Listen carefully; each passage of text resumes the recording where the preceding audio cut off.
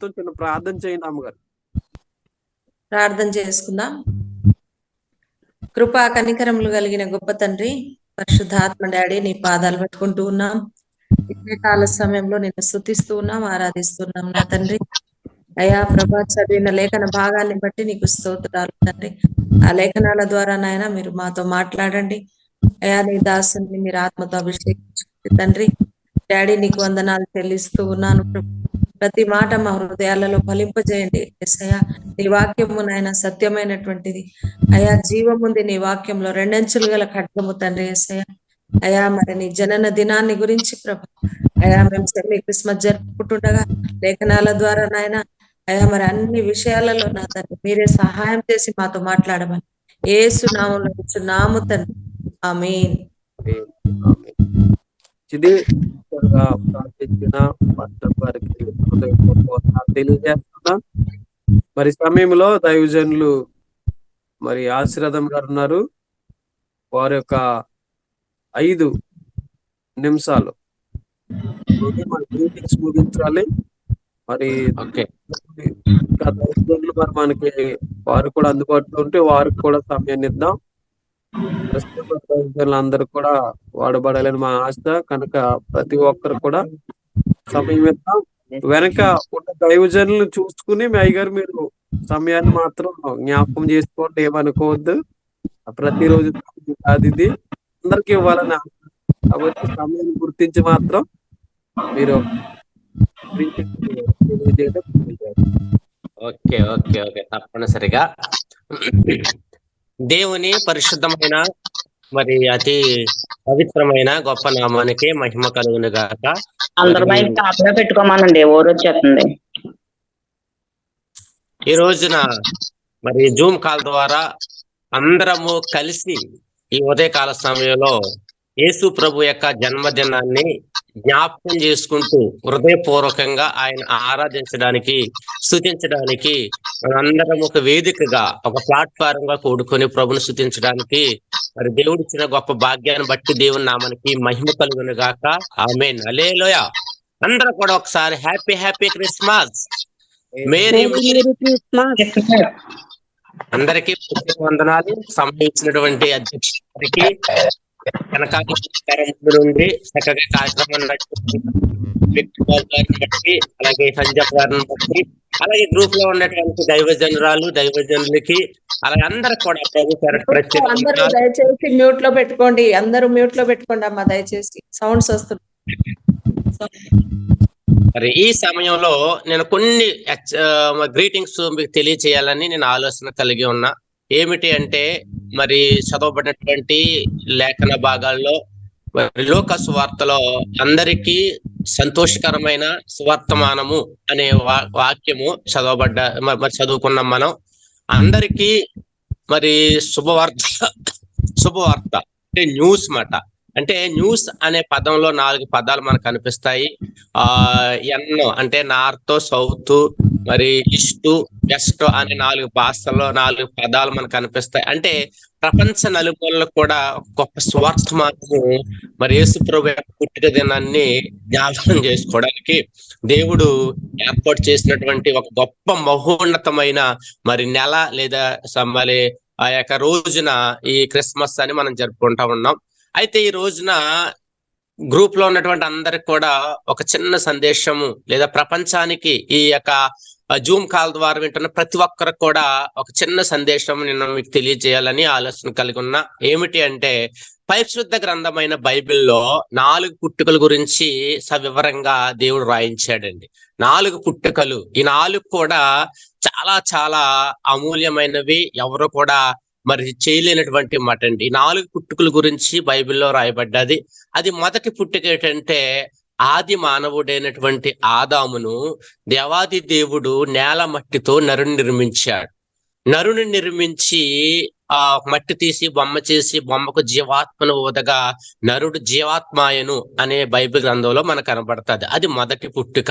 రెండవ పుట్టుక ఏంటంటే, స్త్రీకి మరి పురుషుడికి సాటైన సహాయం కావాలి అనే ఉద్దేశంతో మరి ఆ యొక్క ఆదాముకు గాఢ నిద్ర కలిగజేసి ఆ గాఢ నిద్రలో నుండి పక్కటెముక, ఆ యొక్క ఆదములో నుండి ఒక ఎముక తీసి ఆ ఎముకకు జీవాత్మను ఊదాడు. అప్పుడు ఆమె స్త్రీని చేశాడు, ఆమె అవ్వ. ఇది రెండవ జన్మగా దేవుడు చేశాడు. వారిద్దరిని ఆశీర్వదించాడు, మీరు ఫలించి అభివృద్ధి చెంది భూమిని నిండించాడు. ఈ మూడవ జన్మ ఏంటంటే వారిద్దరిని ఏకపరిచి వారికి వివాహం చేశాడు. వివాహం చేసిన తర్వాత వారిద్దరిని మరి భూమి పెట్టి వివాహం చేసి మీరు ఫలించి అభివృద్ధి చెందండి అని చెప్పాడు. అయితే వారు కలిగినటువంటి వారు మరి వివాహం చేసుకున్నట్టు ద్వారా స్త్రీ పురుషుల యొక్క కలయిక వల్ల వారు జన్మించారు. అది భూమిని నిండించమని ప్రభు చెప్పాడు. వారందరూ కూడా దేవుని పిల్లలుగా చేయబడాలని, దేవుని నామాన్ని ఘనపరచాలని, దేవుని యొక్క ఉద్దేశం, దేవుడి భూమి మీద పెట్టినటువంటి ఉద్దేశం, ఆయన ప్రణాళికను మరి జనాల ద్వారా స్తుతి, మహిమ, ఘనత, ప్రభావాలు ప్రభు పొందుకోవాలనే ఉద్దేశంతో ప్రజలని భూమి మీద కలిగి చేసినటువంటి దేవాది దేవుడు. అది మూడవ జన్మగా మనం చెప్పవచ్చు. అయితే మానవుడు చేసినటువంటి తప్పిదములను బట్టి, ఆదాము చేసిన పాపమును బట్టి మరి ఈ లోకానికి ఒక రక్షకుడు రావాలనే ఉద్దేశంతో మరి 4వ జన్మగా యేసు ప్రభువు కన్యక మరియమ్మ గర్భాన ఈ లోకానికి రావడం. కన్యక, ఒక స్త్రీ, ఒక కన్యక యేసు ప్రభు వారి యొక్క కడుపులో నుండి, ఒక గర్భంలో నుండి ఈ లోకానికి రావడం అనేది చాలా అద్భుతమైనటువంటి ఒక ఘట్టం మాట అండి. అది ప్రపంచ చరిత్రలో మరి ఎక్కడా కూడా దేవుళ్ళు అనబడిన వారు గాని, దేవతలు అనబడిన వారు గాని ఎవ్వరూ కూడా మరి స్త్రీ సంతానముగా ఎవరూ లేరండి. అందరూ కూడా స్త్రీ పురుషుల సంతానముగా, అంటే పురుష సంతానముగా చేయబడ్డారే తప్ప ఎవరు కూడా స్త్రీ సంతానము ప్రపంచంలో ఎవరు కూడా లేరండి. అయితే యేసు ప్రభు ఒక్కడే మరి స్త్రీ సంతానముగా ఈ లోకానికి ప్రభు జన్మించడం అనేది గొప్ప అద్భుతమైనటువంటి మహోన్నతమైనటువంటి ఆ యొక్క సంఘటనగా, ఘట్టముగా మనము చెప్పవచ్చని. అందుకనే ఈ లోకంలో కొన్ని సంవత్సరాల క్రితమే, అందుకే ఆది కాండంలోనే మరి స్త్రీ మరి యేసు ప్రభు ఎలా జన్మిస్తాడని రాయబడ్డదంటే ఒక స్త్రీ ద్వారా జన్మిస్తాడు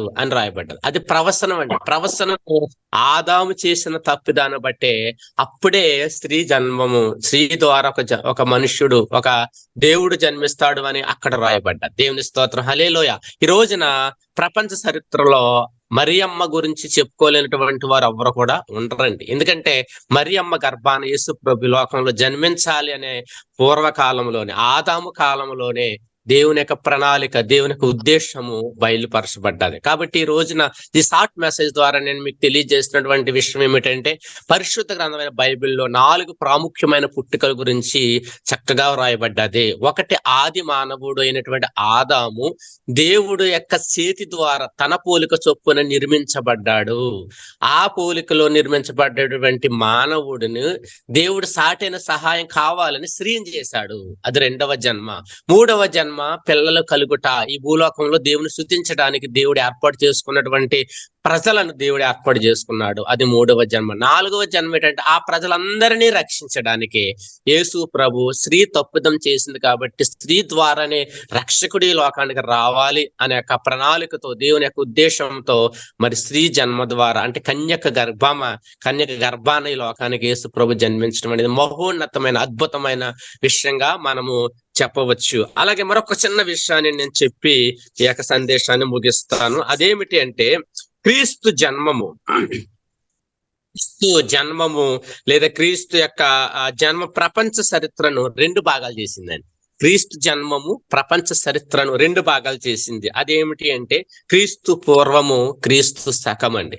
క్రీస్తు జన్మము 2 భాగాలు చేసింది. ఒకటి క్రీస్తు జన్మం అని చెప్పొచ్చు, 2 క్రీస్తు శకం అని చెప్పవచ్చు. అలాగే క్రీస్తు మరణము కూడా మానవ జీవితమును 2 భాగాలు చేసిందండి. అదేంటంటే శరీర జీవితము, ఆత్మీయ జీవితము. శరీర జీవితం అంటే ఏంటంటే యేసు ప్రభు మరణించకపోతే మనకు రక్షణ లేదు.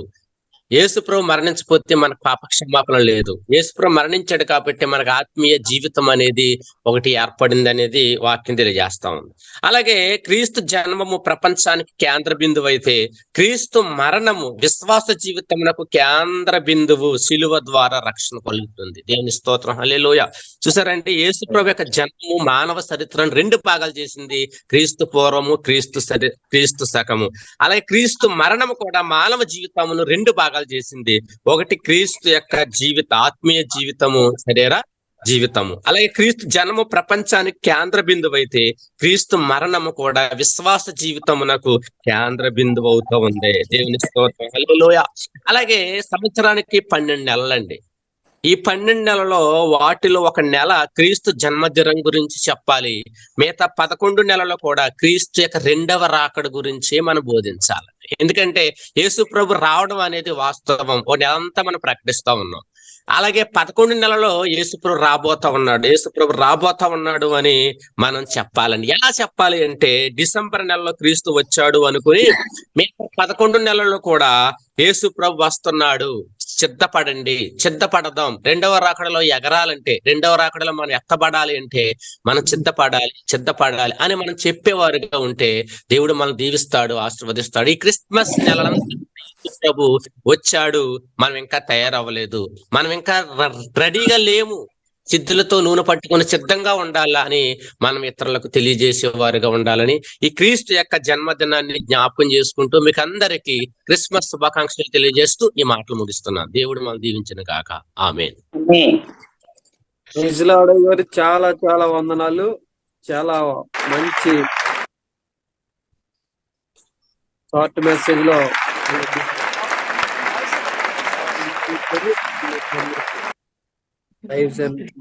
చాలా మంచిది.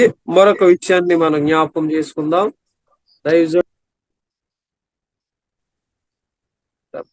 పేర్లు ఏం చూపిస్తలే మరి నాకు. జాషువా గారు. యా, దైవజనులు జాషువా గారు. అయ్యా వందనాలండి. యా, వందనాలు అయ్యగారు. మంచిది. మరి ఉదయకాల సమయంలో అయ్యగారు మరి మొదటి గ్రీటింగ్స్ గా దైవజనుల ఆశీర్వాదం గారు తెలియజేశారు. రెండోదిగా ఒక 5 నిమిషాల లోపలనే మీరు గ్రీటింగ్స్, మనకి చక్కటి గ్రీటింగ్స్ అందించాలని సమయం మీకు ఇస్తున్నాం అయ్యగారు. అయ్యా, దేవునికి మహిమ కలుగును గాక. ఇట్టి అవకాశాన్ని కల్పించినటువంటి ప్రియులందరికీ కూడా ప్రభు అయిన యేసుక్రీస్తు నామం పేరిట శుభాభివందనాలు తెలియజేస్తూ ఉన్నాను. క్రీస్తు పుట్టుకను గురించి మనము ధ్యానము చేసే మునుపు మనము ఆది కాండములో 1వ అధ్యాయం 1వ వచనాన్ని ఒకసారి మనం గమనిస్తే, ఆది యందు దేవుడు భూమి ఆకాశములు సృజించెను అనేటువంటి మాట కనబడుతూ ఉంది. ఆ తదుపరి 2వ వచనానికి చూస్తే భూమి నిరాకారముగా ఉంది అని ఉంది, జలములతో నిండి ఉంది అని ఉంది. సృష్టించిన సృష్టి 1వ వచనంలో భూమిని ఆకాశాన్ని సృష్టించడం ఉంది. 2వ వచనానికి వచ్చాడు భూమి నిరాకారం అయిపోయిందని ఉంది. 1వ వచనానికి 2వ వచనానికి మధ్య ఏం జరిగింది, అది ప్రాముఖ్యమైనటువంటి విషయంగా మనం పరిగణించాలి. ఈ రెండిటికి మధ్య మొదట ఆయన సృష్టించినటువంటి సృష్టిలో ఆయన దేవదూత గణాంగాన్ని సృష్టించినప్పుడు, దేవదూత గణాంగంలో ప్రధానుడైనటువంటి లూసిఫర్ ఏం చేశాడండి, ఆయనతో పాటు సింహాసనమును ఏర్పాటు చేసుకోవాలని ప్రయత్నించడం ద్వారా, నేను చాలా షార్ట్గా వెళ్ళిపోతున్నాను నాకు ఉన్నటువంటి టైంని బట్టి, దయచేసి అర్థం చేసుకోవడానికి గమనించండి. ఎప్పుడైతే లూసిఫరు దేవునికి వ్యతిరేకమైనటువంటి క్రియను చేశాడో, ఎప్పుడైతే లూసిఫర్ ను దేవుడు తోసేశాడో, ఈ లూసిఫర్ ఏం చేశాడంటే, ఏదైతే దేవుడు సృష్టించాడో ఆ సృష్టిలోనికి పడిపోయి ఆ సృష్టిని నాశనము చేయాలని, ఆ సృష్టిని, ఆ భూమిని స్వతంత్రించుకోవాలని, ఆ భూమిని మొత్తం స్వాధీనము చేసుకోవాలని ఈ భూలోకం మీద పడటం వల్ల, ఈ భూలోకంలోనికి రావటం వలన ఏం జరిగిందనంటే ఈ భూమి నిరాకారంగా మారిపోయింది. ఇప్పటి నుంచి దేవుడు ఈ భూమిలో ఏది చేసినా దాన్ని నాశనము చేయాలని చెప్పి ప్రయత్నం చేస్తూ ఉన్నాడు. ఎప్పుడైతే మొదటివి అవ్వ ఆదాములను దేవుడు సృష్టించినప్పుడు, ఇదిగో నా ప్రజలను నేను నిర్మించుకున్నాను, నా కొరకై ప్రజలను చేసుకున్నానని దేవుడు అనుకున్నప్పుడు, అపవాదైనటువంటి ఈ లూసిఫర్ ఏమంటున్నాడనంటే, ఇదిగో నువ్వు చేసుకున్నటువంటి వారిని కూడా నేను నీ వైపు కాకుండా వారిని కూడా నేను పాపంలోనికి నడిపిస్తానని మొట్టమొదటగా అవ్వ ఆదాములను మోసపరిచి పాపంలోనికి నడిపించి, ఇదిగో నీ మీద నేను జయాన్ని పొందాను చూసావని ప్రశ్న వేసినట్లుగా మనం గమనించవచ్చు. అది అయిపోయిన తర్వాత వాళ్ళ ఇరుగురిని బయటకు పంపించిన తర్వాత ఇదిగో విరుచి సంతానం ద్వారా నా సృష్టిని నేను సృష్టిస్తున్నాను దేవుడు మాట్లాడినప్పుడు కయ్యను హేబేలు మధ్య జరిగినటువంటి ఆ సంఘటన, అర్పణ సమయంలో జరిగిన సంఘటన ద్వారా కయ్యను పాపంలో పడవేసి, ఇదిగో చూసావా మరలా వాళ్ళని కూడా నేను పాపంలో పడేసాను, మరలా నేను జయించానని చెప్పడం జరుగుతుంది. ఇలా మనం గమనించుకుంటూ వస్తే అక్కడి నుంచి వచ్చిన తర్వాత నోవాహు కాలానికి వచ్చేటప్పటికి ప్రజలందరినీ చూసి నేను ప్రజలను ఎందుకు సృష్టించానని దేవుడు చింతించి వాళ్ళందరూ నాశనం చేసి నోవాహు ద్వారా మరలా సృష్టి అంతటిని సృష్టించాలని, ఇదిగో నోవాహు ద్వారా మరలా నేను ఈ సమస్తాన్ని నింపుతానని ప్రభు అనుకున్నప్పుడు మరలా నోవాహును కూడా పాపంలో పడవేసినట్లుగా మనం చూస్తూ ఉన్నాం. ఇలా గమనించుకుంటూ వస్తే ప్రతిసారి అపవాది ఏదో ఒక రకంగా మనుషుడిని పడవేస్తూ వస్తుంది, మనుషుడు పాపంలో పడవేస్తూ వస్తుంది. ఎన్నిసార్లు మనుషుడు పాపం నుంచి విముక్తి పొందాలని ప్రయత్నం చేసినా వాడు పాపంలో పడిపోతూనే ఉన్నాడు. ఇదిగో ప్రతిసారి మనిషిని ఓడిస్తూనే ఉన్నాడు. దేవునికి ఇదిగో ప్రశ్న వేస్తున్నాడు, చూసావు నువ్వు చేసిన వారందరినీ నేను పాపంలో పడవేశానని. ఇక మనుషుని ఏర్పాటు చేసుకోవటం ద్వారా, మనుషుని ద్వారా పాపమును జయించడం కష్టమని ఆయనే ఈ లోకానికి వచ్చి మనుష్య కుమారుడిగా రావడానికి గల ప్రధాన కారణం ఏమిటంటే, మనుష్య కుమారుడిగా ఈ లోకానికి వచ్చి ఆయన రక్తాన్ని చిందించి అపవాదిని ఆయన పాదముల క్రింద చితకద్రొక్కి మనందరిని రక్షించి ఏ సంబంధాన్ని అయితే మొత్తం మనం కోల్పోయామో, ఏ బంధాన్ని అయితే దేవుని దగ్గర నుంచి మనం కోల్పోయామో, ఏ అనుబంధాన్ని అయితే దేవుని దగ్గర నుంచి విడిచిపెట్టామో దానిని తిరిగి కలపడానికై ఆకాశానికి భూమికి మధ్య ఆ 2 కొయ్యలకు 3 రేకులతో వేలాడదీయబడి ఆయన తండ్రిని దేవునికి మనకి మధ్య సంధ్యను ఏర్పాటు చేసి సమాధానాన్ని ఏర్పాటు చేసి ఈ సమాధానార్థమైనటువంటి ఇదిగో లూకా సువార్తలో మనకు రాయబడుతుంది కదా, భూమి మీద ఆయనకిష్టులైన ప్రజలకు సమాధానాన్ని ఇవ్వటానికై ఆయన ఈ లోకానికి వచ్చి తండ్రితో మనల్ని సమాధానపరిచి తిరిగి ఆయన నుండి రాజ్యములోనికి తీసుకుని వెళ్ళటానికై నశించిన దానిని వెతికి రక్షించడానికై ప్రభు ఈ లోకానికి వచ్చి మనందరినీ తిరిగి ఆయనతో పాటు ఆయన నుండి స్థలములో చేర్చడానికై ఈ లోకానికి వచ్చాడు. కాబట్టి మనం ఆయన ఆరాధిస్తున్నప్పుడు ఈ క్రిస్మస్ పండుగలో ప్రధానంగా మనం జ్ఞాపకం చేసుకోవాల్సింది ఏంటంటే, తెగిపోయిన సంబంధము నిజంగా కలిసిందా? క్రిస్మస్ అనగానే ఇంటికి లేకపోతే మన సంబరాలు జరుపుకోవటం కాదు కానీ, పండుగ జరుపుకోవటం కాదు కానీ, మనం ఎంతవరకు దేవునితో సంబంధాన్ని కలిగి ఉన్నాం, అది ప్రాధాన్యమైనటువంటి క్రిస్మస్. ప్రధానంగా క్రీస్తుతో సంబంధం లేకుండా, క్రీస్తుతో అంటుకట్టబడకుండా, దేవునితో వెంబడించకుండా, సరైనటువంటి మారు మనసుకు తగిన ఫలము ఫలించకుండా మనము క్రిస్మస్ జరుపుకుంటే అది పండగ కాదు, దండగే, నామకార్థపు పండగే అది. మన పండగలో క్రీస్తుని మనము ఆరాధించే వారముగా, క్రిస్మస్ అంటేనే క్రైస్ట్ ప్లస్ మాస్ అంటే క్రీస్తు ఆరాధన అని అర్థము. మరి నిజముగా ఆయన ఆరాధన చేస్తున్నామా, లేకపోతే ఇంటి పండగ, ఒంటి పండగ, పంటి పండగ చేసుకుంటున్నామా? ఒకసారి గమనించుకుంటూ నిజమైన క్రిస్మస్ పండుగను జరుపుకుంటూ హృదయపూర్వకంగా మన పూర్ణ హృదయముతో, పూర్ణాత్మతో, పూర్ణ శక్తితో ఆ తండ్రి అయిన దేవుణ్ణి, కుమారుడైన ప్రభువుని, పరిశుద్ధాత్మ దేవుని, త్రియేక దేవునికి మనము లోబడుచు వారి మాట ప్రకారముగా బైబిల్ వాక్యానుసారంగా జీవిస్తూ ఆయన రాజ్యంలో ప్రవేశించే వారిగా ఉందా. మట్టి కృప దేవుడు మనకు దయచేయను గాక. ఆమేన్. ఆమేన్, ఆమేన్, ఆమేన్. వండర్ఫుల్ మెసేజ్ అయ్యగారు. చాలా చాలా చాలా షార్ట్ మెసేజ్. దయతో మమ్మల్ని మన్నించాలి, ఎందుకంటే సమయం అవునవును అయ్య గారు, అందరినీ కవర్ చేయాలి. వండర్ఫుల్ టచ్ఫుల్ మెసేజ్, చాలా బాగుంది. దేవునికి మహిమ కలుగును గాక. అసలు ప్రభు రావడ కారణం ఏమిటనే విషయము చాలా అమూల్యమైన రీతిలో తెలియజేశారు. ప్రయోజనులకు ప్రత్యేకమైన ఈ సమయంలో మరొక వాక్య సందేశానికి వెళ్ళక ముందు ఒక వీడియోగ్రాఫ్ మనం సాంగ్ విందాం. మరి సిస్టర్ విక్టర్బా గారు, అమ్మా నెక్స్ట్ కొరియోగ్రాఫ్ చేయవచ్చిన వాళ్ళు మీ ఇద్దరు కూడా రెడీగా ఉండండి. ఓకే, సమయం వెంటనే టక్కని తీసుకుందాం, ఆలస్యం చేయకుండా మరింత వెయిట్ చేయకూడదు.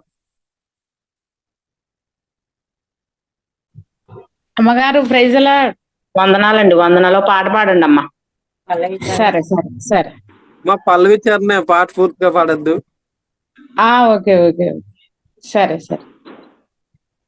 రారే చూద్దాము రాజసుతుడి రేయి జనన మాయను, రారే చూద్దాము రాజసుతుడి రేయి జననమాయెను.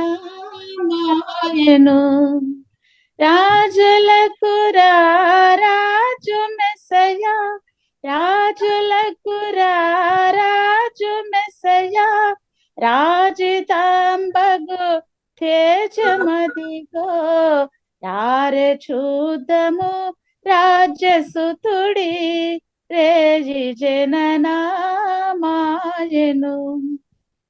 కల్ల కాదిది కలయు కాదిది, గొల్ల భోజల దర్శనం. కల్లగాదిది కలయుగాదిది, గొల్ల భోజల దర్శనం. తెల్లగానదే తేజరిల్లెడి, తెల్లగానదే తేజరిల్లిడి, రాజదాంగము స్వరగరారే, రారే చూద్దాము రాజసుతుడి, రేయి జననమాయెను. రాజులకు రాజు మెస్సయ్య, రాజులకు రాజు మెస్సయ్య, రాజితాంబకు తేజమతిగో, యారె చూద్దాము రాజసుతుడి, రేయి జననమాయెను. హల్లెలూయా.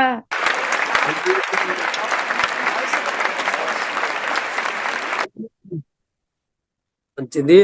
మరి చక్కటి పాట పాడిన సిస్టర్ గారిని దేవుడు దీవించును గాక.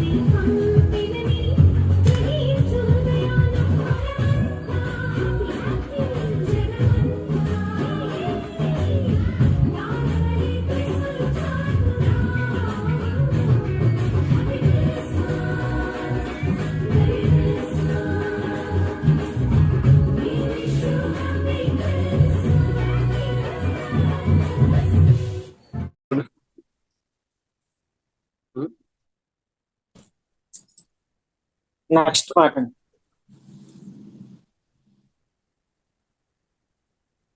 ఓకే, చాలా అద్భుతంగా మరి ఉంది. అయితే కొంచెం లైవ్ కదా, దాని గురించి కొంచెం చూడడానికి అందువల్ల డిస్టర్బ్ అవునండి ఉంది. అందువల్ల.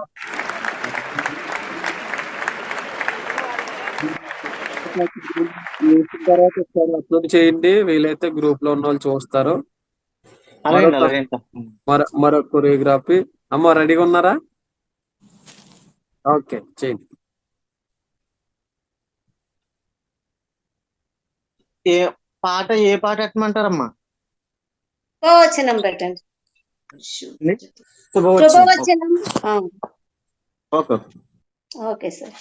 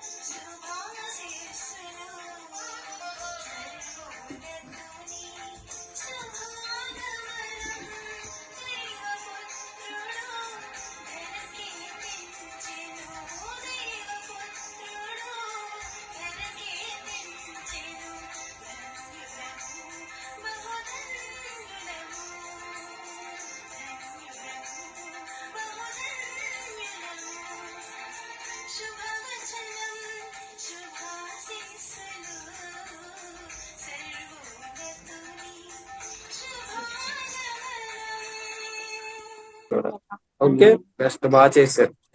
Thank you. రైట్.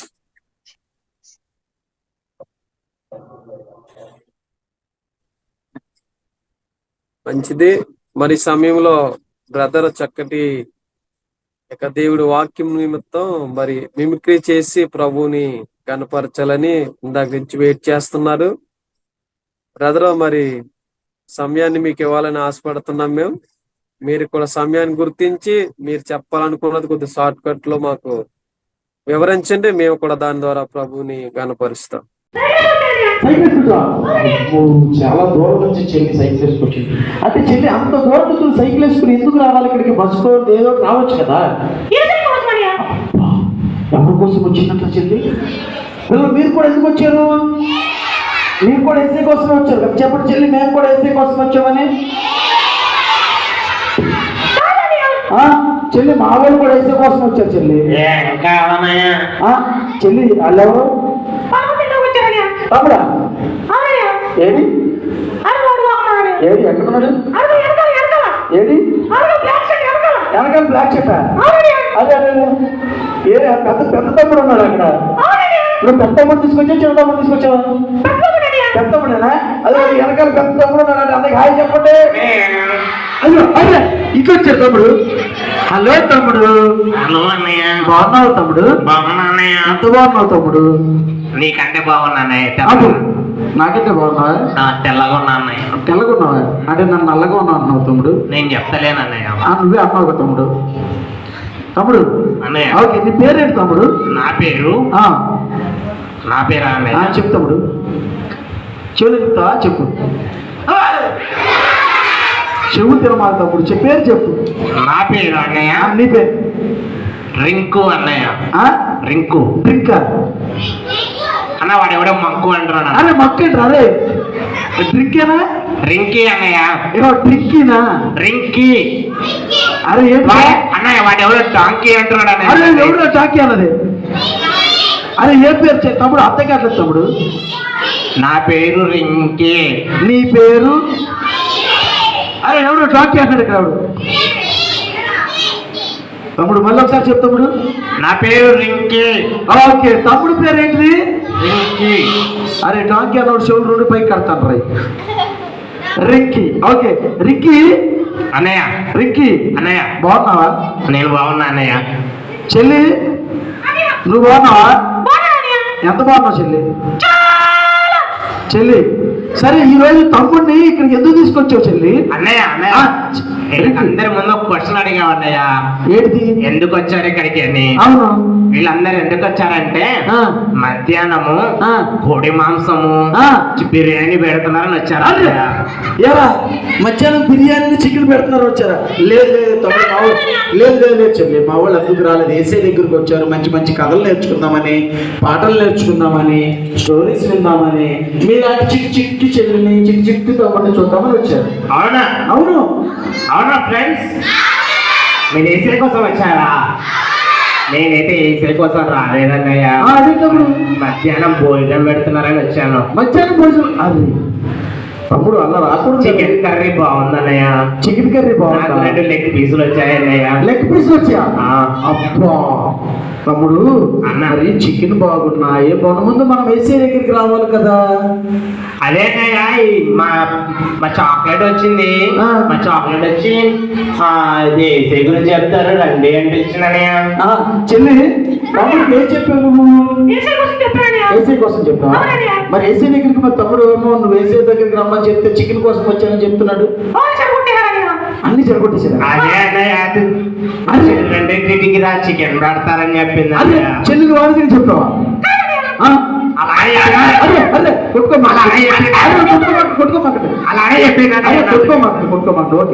అరే మీరు కొత్త వాళ్ళు తీసుకొచ్చారు కదా, మీరు కూడా అలాగే చెప్పారు చికెన్ పెడతారు. అలాగే చెప్పారన్నయ్య.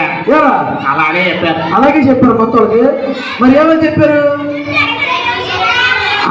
అరే నువ్వేమని చెప్పావురా? VBS అని చెప్పావా? ఏం నేర్పిస్తారని చెప్పావు? ఏం చెప్తున్నారని చెప్పావు?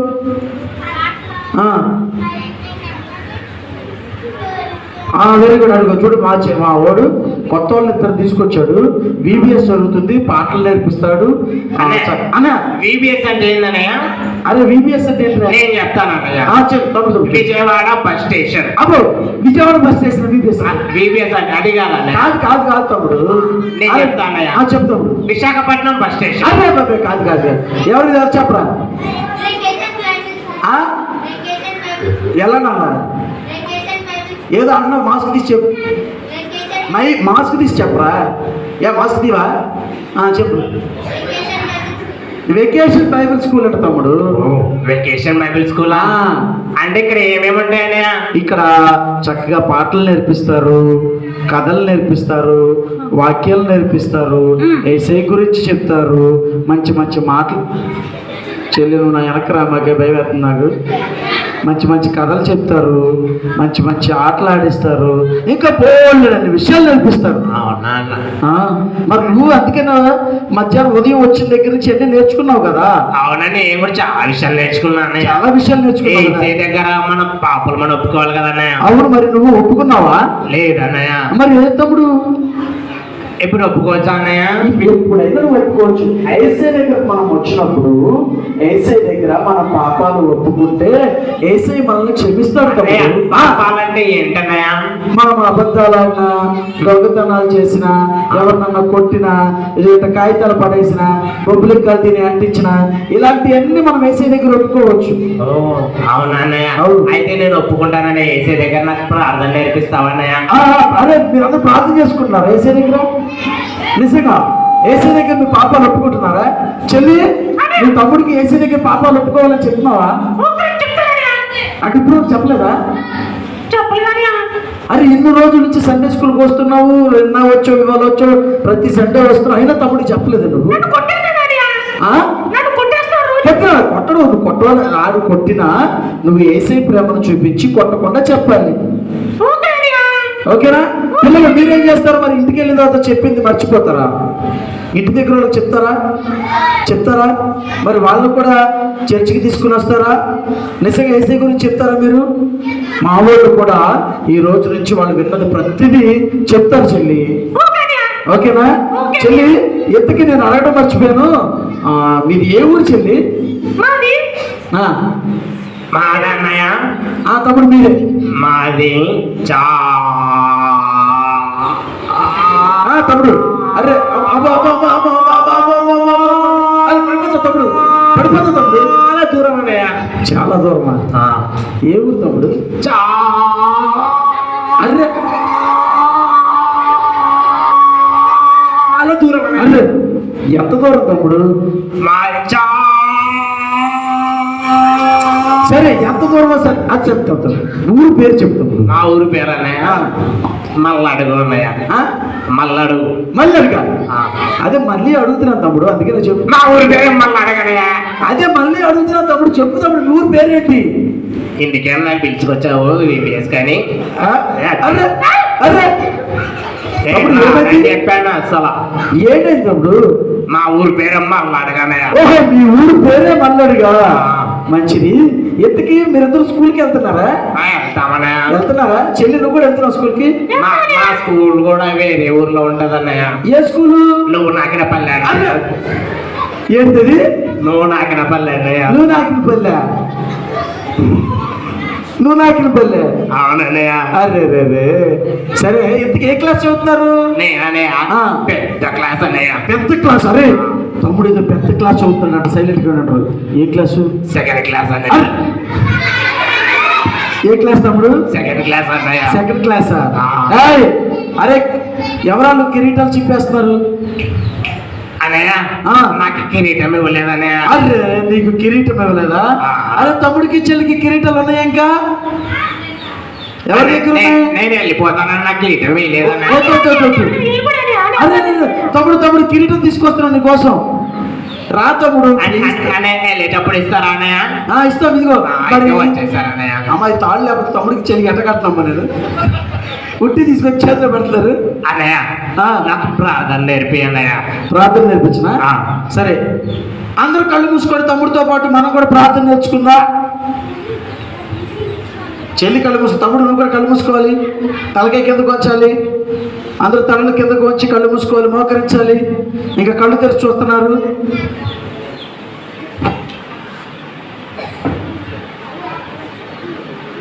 అనే నువ్వు నేర్పి అన్నయ్య. నేర్పి నువ్వు ఎక్కడెక్కడ వెళ్తానా? ఓకే కళ్ళు మూసుకున్నారా? ఏసయ్యా ఏసయ్యా మీకు వందనాలయ్యా. నీకు వందనాలయ్యా. పొద్దున్న నుంచి మాకు తోడుగా ఉన్నందుకు వందనాలయ్యా. ఇప్పుడు వరకు మమ్మను కాచినందుకు వందనాలయ్యా. ఈ రోజు నుంచి మేము అబద్ధాలు ఆడకుండా. తమ్ముడు చెప్తాడు. ఏంటో వాళ్ళకి చెప్తున్నావు కదా, వాళ్ళు చెప్పిన తర్వాత నేను చెప్తాను. లేదు నువ్వు కూడా చెప్తాడు. అబద్ధాలు ఆడకుండా. తమ్ముడు నువ్వే చెప్పు.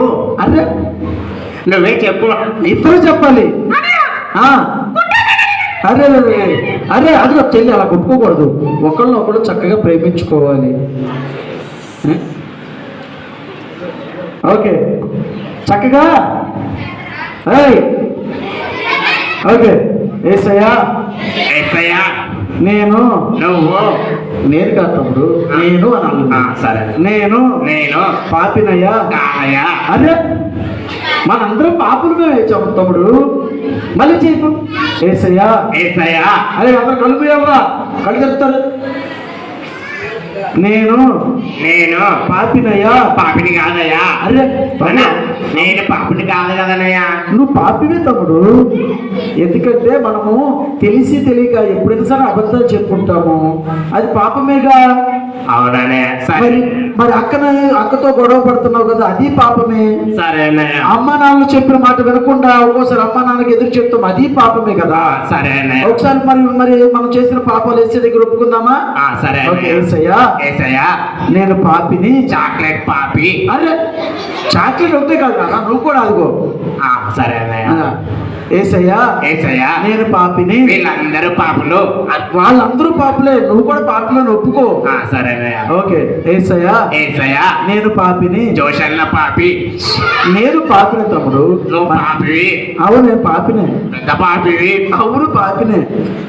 కానీ ఏసయ్య నేను నా పాపాలన్నీ ఒప్పుకున్నాక నన్ను పరిశుద్ధుడిగా నీతిమంతుడిగా చేశాడు తమ్ముడు. వెనక్కి జరగండి. పాపాలు ఒప్పుకుంటే క్షమించేస్తారనే. పాపాలు మనం ఒప్పుకుంటే ఆయన క్షమించి మనల్ని సమస్త దుర్నీతి నుంచి దూరం చేసి మనల్ని పవిత్రులుగా మారుస్తాడు. అంటే పవిత్రులుగా అంటే మంచి పిల్లలుగా మారుస్తాడు. అయితే నేను మంచి పిల్లడు అయితే. నువ్వు మంచి పిల్లడు అవుతావా తమ్ముడు? నువ్వు మంచి పిల్లడు అవుతావా? చెల్లి నువ్వు కూడా మంచి పిల్లడు అవుతావా? ఓకే అయితే ఇప్పుడు ఒక్కసారి అందరూ కళ్ళు మూసేయండి. వీళ్ళందరూ కూడా మంచి పిల్లలు అవుతారు అడుగుతాను. వీళ్ళలో కొంతమంది చెడ్డ పిల్లలు అవుతున్నారు తమ్ముడు. లేదన్నా మంచి పిల్లలు అవుతారు కదా పిల్లలు. ఇదిగో ఈ క్రౌన్స్ చిప్పి బాల్స్ చేసి నీ మీద ఇస్తున్నారు. అయ్యో కళ్ళు మూయాలి.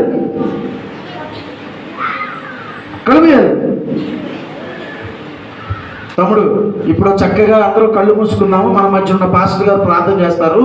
ఎవరు కళ్ళు తెరవకూడదు. అన్నయ్య మేము కిందకి వెళ్ళి ప్రార్థన చేస్తాం. అన్నయ్య కిందకి వెళ్ళి ప్రార్థన చేస్తారా? సరే మీరు జాగ్రత్తగా ప్రార్థన చేయండి. పాస్టర్ గారు వచ్చి ప్రార్థన చేస్తారు.